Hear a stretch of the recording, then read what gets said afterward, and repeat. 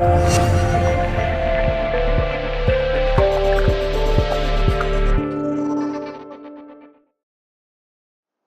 afternoon, healthy you. It's Patrick here with you today.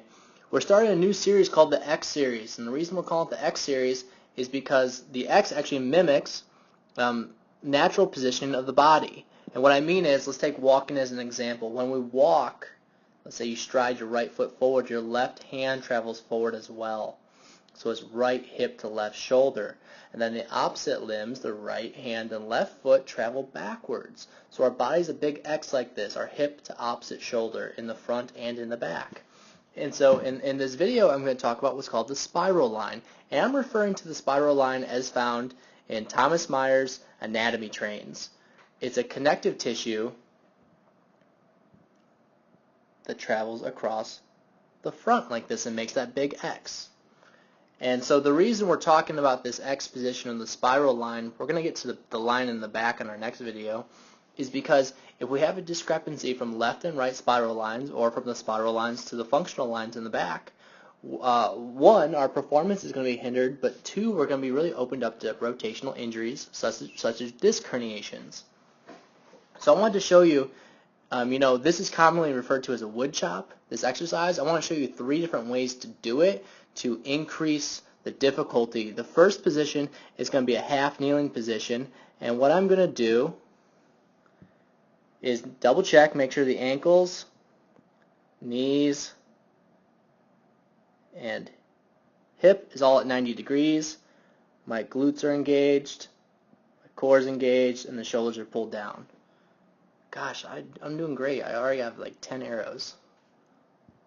And then what I'm going to do is bring that band up higher into a top position here. Now the idea is that my core stays tight, my pelvis stays level, and my hands are going to pull the band down to the opposite hip along that spiral line.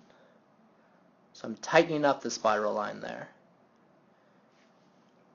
Now, a way to make this more challenging is that instead of looking straight ahead, your eyes actually follow your hands. Now the trick is here, your shoulders and neck can rotate, but you can't let your lower back twist. The whole idea is to resist rotating the lower back to move in the upper back. So watch my head as it follows my hands.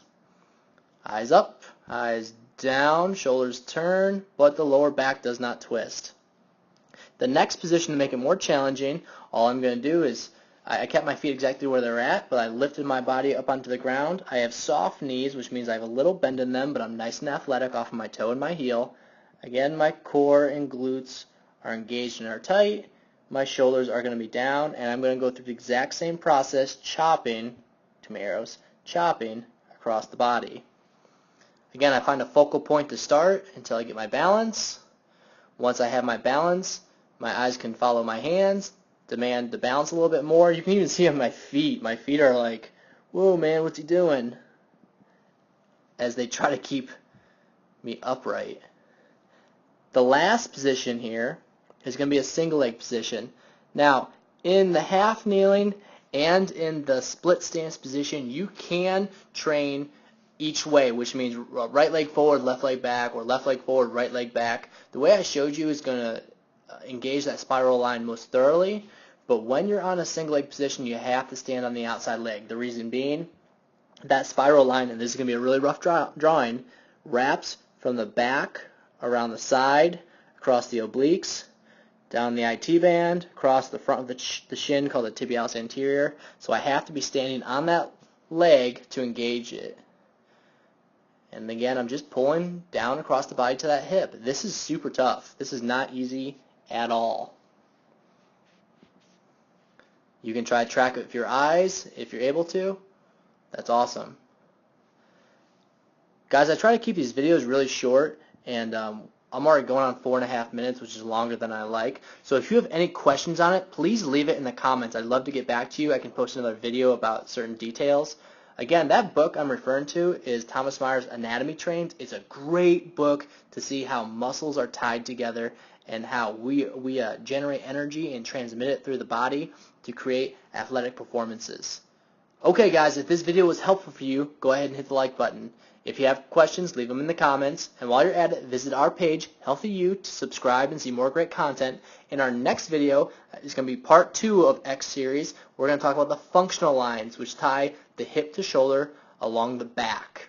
I will see you on that video.